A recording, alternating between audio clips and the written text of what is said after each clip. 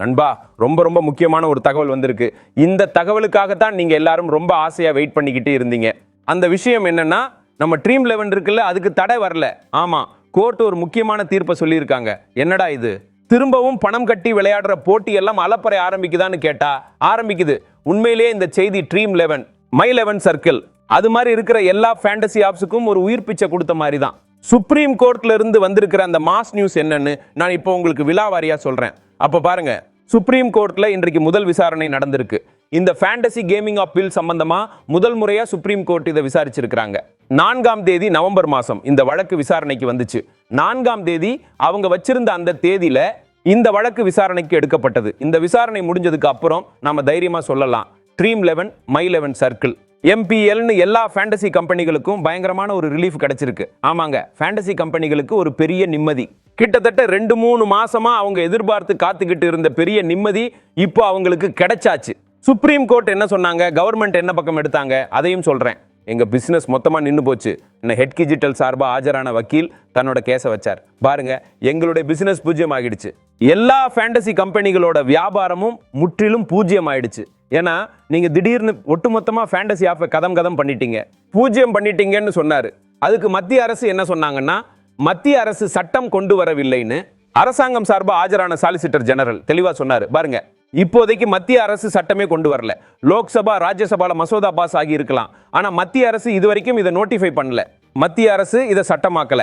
அப்போ பணம் கட்டி விளையாடும் போட்டிகளை ஆரம்பிக்கலாமான்னு கேட்டா கவர்மெண்ட் தெளிவா சொல்லிட்டாங்க. நீங்க முதல் எப்படி உங்க போட்டியெல்லாம் நடத்திட்டு இருந்தீங்களோ, ட்ரீம் 11 மை 11 A23 கம்பெனி எல்லாம் எப்படி நடத்திட்டு இருந்தீங்களோ அதே மாதிரி இப்போதைக்கு முதல்ல இருந்த மாதிரி நடத்தலாம்.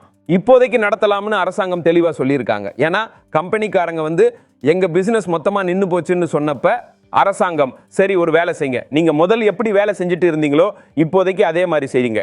ஏன்னா இன்னும் இது சட்டமாக்கப்படலை. ரொம்ப சிம்பிளான விஷயம் என்னன்னா, ஒரு விஷயம் சரி லோக்சபால பாஸ் ஆச்சு, ராஜ்யசபால பாஸ் ஆச்சு, ஜனாதிபதி கையெழுத்து போட்டாரு. ஆனா அரசாங்கம் அதை சட்டமாக்கும் வரை உங்க மேல எந்த நடவடிக்கையும் எடுக்க முடியாது.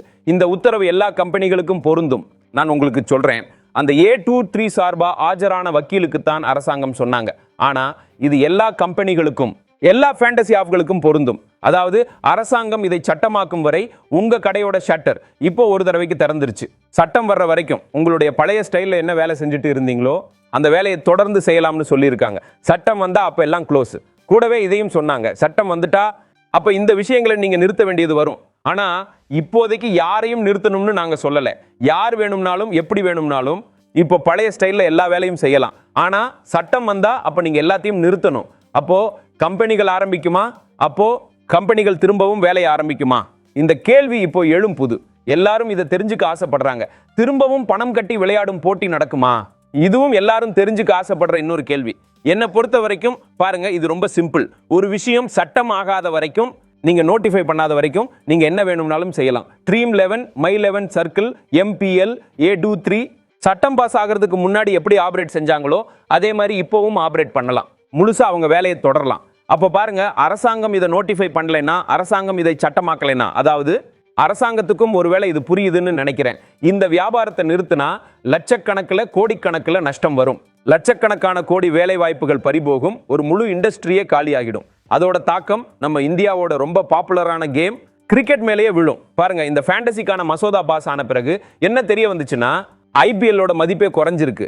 ஏன்னா ட்ரீம் 11 மை 11 சர்க்கிள் எப்படி பணம் போடுறாங்க, விளம்பரம் பண்றாங்க, எல்லாம் நின்னுட்டா அவங்க பண்ண மாட்டாங்க. அப்போ அரசாங்கத்துக்கும் இந்த விஷயங்கள் புரியுது. ஒருவேளை அரசாங்கம் இதை நோட்டிஃபை பண்ணாமலும் போகலாம், அரசாங்கம் இதை சட்டமாக்காமலும் போகலாம். எல்லா கம்பெனிகளும் அவங்க வேலையை தொடர்ந்து நடத்தலாம். இன்னொரு முக்கியமான அப்டேட் என்னன்னா, இந்த வழக்கு மீண்டும் 26ஆம் தேதி நவம்பர் மாசம் உச்சநீதிமன்றத்தில் விசாரணைக்கு வர இருக்கு. அன்னைக்குத்தான் மத்திய அரசு தன்னோட முழுமையான பதிலை நீதிமன்றத்தில் தாக்கல் பண்ணணும்னு நீதிபதிகள் உத்தரவு போட்டிருக்கிறாங்க. இந்த ஃபேண்டசி கேமிங் துறையின் சட்ட போராட்டம் குறித்த அடுத்த அப்டேட் வரும். 26ஆம் தேதி குறித்து நான் உங்களுக்கு ஒரு ரிமைண்டர் செட் செய்யலாமா சொல்லுங்க.